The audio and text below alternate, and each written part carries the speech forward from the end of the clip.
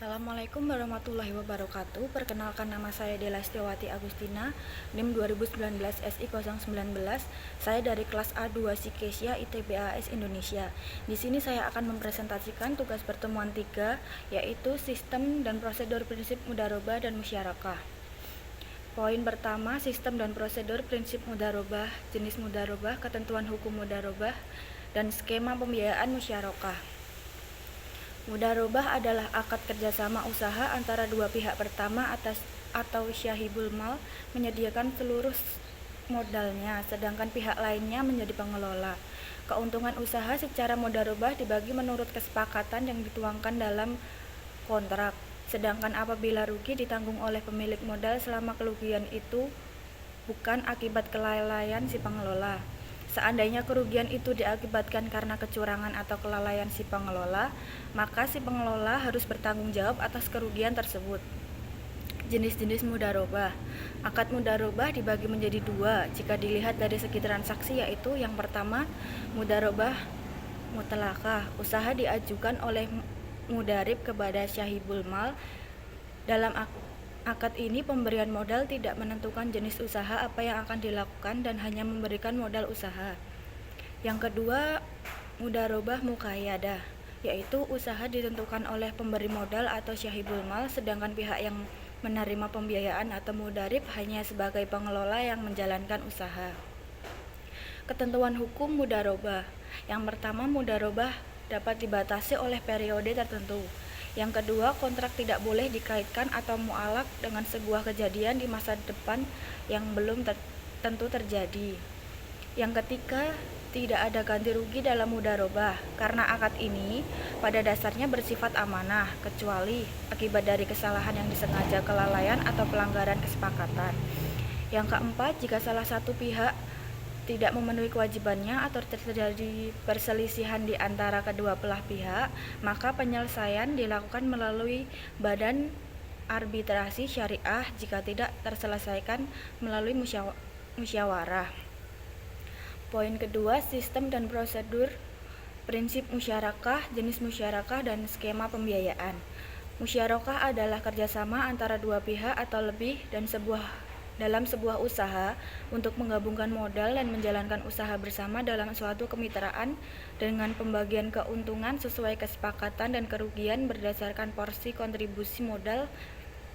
Secara etimologis, musyarakah berarti penggabungan, pencampuran, atau serikat. Musyarakah adalah akad kerjasama atau pencampuran antara dua pihak atau lebih untuk melakukan suatu usaha tertentu dengan kesepakatan bahwa keuntungan akan dibagi sesuai nisbah yang disepakati dan resiko akan ditanggung sesuai porsi kerjasama. Musyarakah merupakan akad kerjasama di antara pemilik modal yang mencampurkan modal mereka dengan tujuan mencampur keuntungan. Jenis-jenis syirkah atau musyarakah. Yang pertama, syirkah amlak, yaitu syirkah yang terjadi karena adanya usaha tertentu atau terjadi secara alami bukan karena akad, atau ini di luar kajian perbankan syariah. Yang kedua, syirkah uhud, terjadi jika dua pihak atau lebih bersepakat untuk menggabungkan harta mereka untuk kegiatan usaha dan hasilnya dibagi antara dua pihak tertentu, baik laba atau rugi. Skema pembiayaan musyarakah. Pada gambar 3, skema pembiayaan musyarakah untuk nasabah. Keterangan untuk gambar 3 yang pertama, nasabah mengajukan pembiayaan kepada bank dengan akad musyarakah untuk mendapatkan modal. Yang kedua, antara nasabah dan bank saling berkontribusi dalam usaha ini. Yang ketiga, dalam hal ini antara kedua belah pihak saling bekerja sama. Yang keempat, bank melakukan pembiayaan modal kepada nasabah dan dikelola menurut keahlian masing-masing nasabah.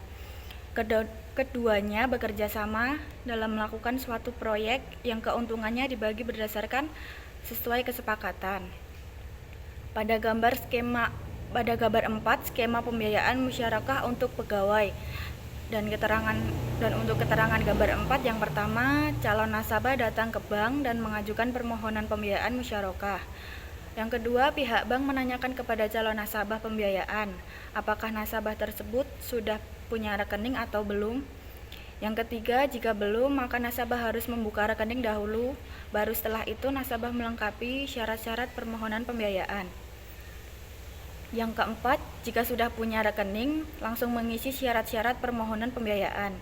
Yang kelima, dilakukan survei dalam nasabah dan hasil survei tersebut dianalisis.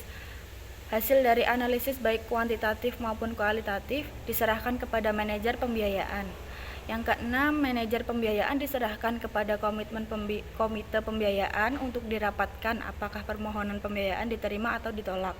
Jika ditolak, maka berkas atau dokumen permohonan dikembalikan. Namun, jika diterima, nasabah menandatangani surat persetujuan prinsip pembiayaan. Selain itu, serah terima jaminan antara nasabah dan bank dan diakhiri dengan pencairan dana oleh teller. Sekian presentasi dari saya. Mohon maaf apabila ada salah kata. Wassalamualaikum warahmatullahi wabarakatuh.